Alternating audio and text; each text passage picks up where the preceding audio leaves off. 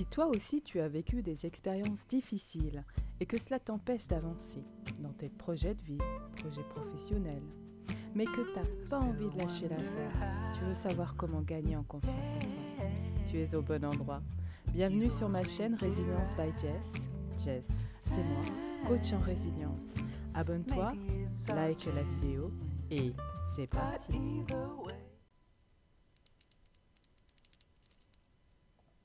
Bonjour, bienvenue dans ce podcast à la voix de l'équilibre.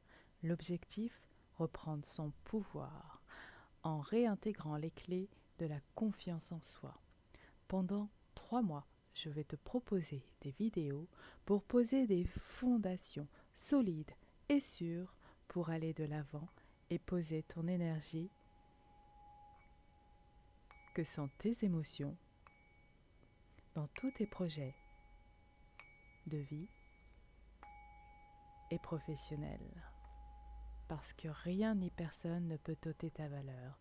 Je suis Jessie, ta coach en résilience personnelle et professionnelle. Sois la bienvenue. On y va?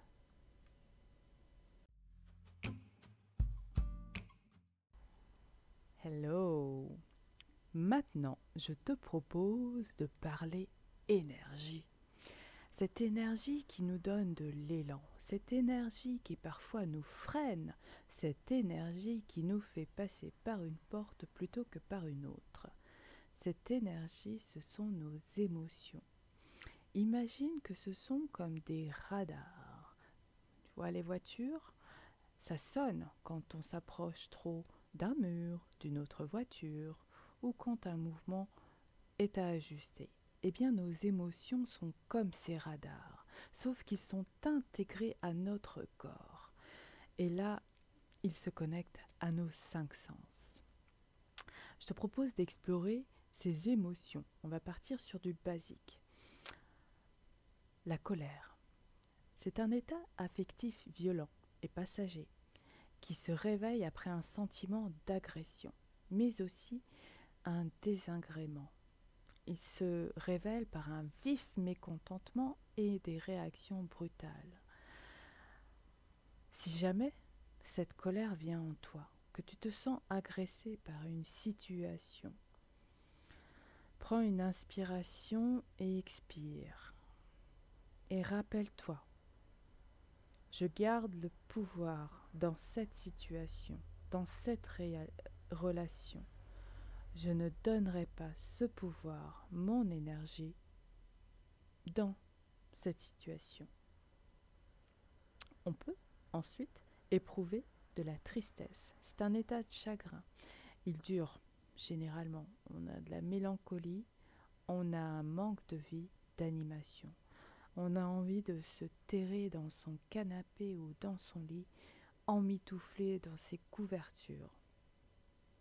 Et ce n'est pas malsain si c'est ponctuel. Parce que c'est un état, c'est un radar, rappelle-toi.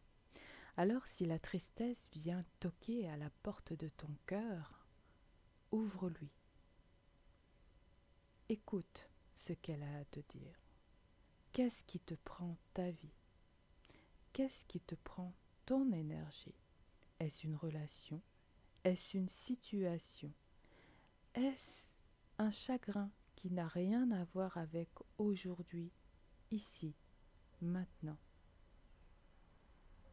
Tu peux écrire ce que tu ressens. Tu peux pleurer et tu peux crier et tu peux tout lâcher. Tu peux aussi lâcher au niveau de l'écrit. J'insiste vraiment là-dessus, car cela permet de prendre une certaine distance avec les émotions. Elles restent à l'intérieur, mais le fait de les extérioriser, c'est prendre conscience de ce que l'on vit, de ce que l'on ressent, et que l'on peut y faire face.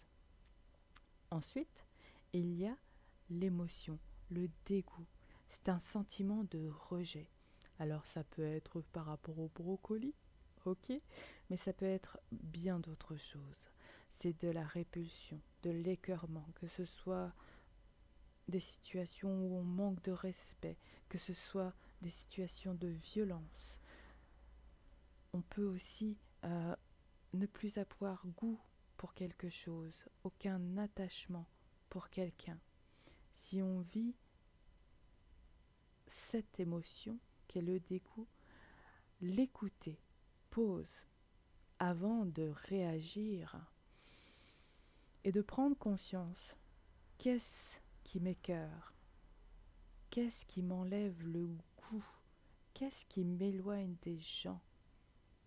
Pouvoir y mettre un mot va permettre de te libérer et d'agir sur ce qu'il est possible de faire dans la situation où ce radar qu'est le dégoût t'a réveillé. Ensuite, je te propose d'explorer la peur. C'est un sentiment d'angoisse en présence ou à la pensée d'un danger réel ou supposé. Et oui, parfois, nos émotions nous jouent des tours. C'est en lien avec des blessures du passé. Ce sera l'objet de du prochain épisode. Cette appréhension, cette crainte devant un danger, un jugement, nous pousse à réagir, à fuir, à éviter ou à obéir à certaines consignes sous la contrainte. Si la peur vient te visiter, ouvre-lui la porte, mais demande-lui: que veux-tu m'apprendre sur ce qui se passe dans ma vie? Et vérifie bien que c'est en lien avec aujourd'hui, ici, maintenant, et les personnes en ta présence. Et enfin, le meilleur pour la fin, la joie. C'est un sentiment de plaisir, de bonheur, même si c'est limité dans le temps. C'est généralement comme ça. C'est un état de satisfaction qui te permet d'exprimer ta bonne humeur, ta gaieté, ta joie. Et généralement, quand on se sent en joie, on est rempli d'énergie, on sourit à la vie et la vie nous sourit.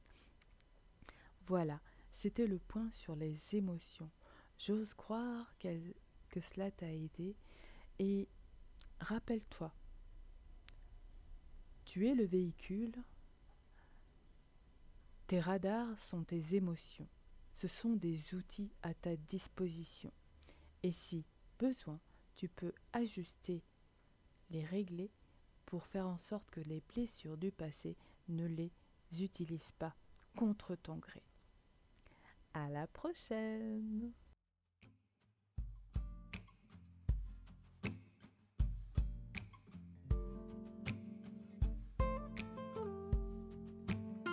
Still wonder how, yeah, you always make it right. And maybe it's our chance, but either way, you showed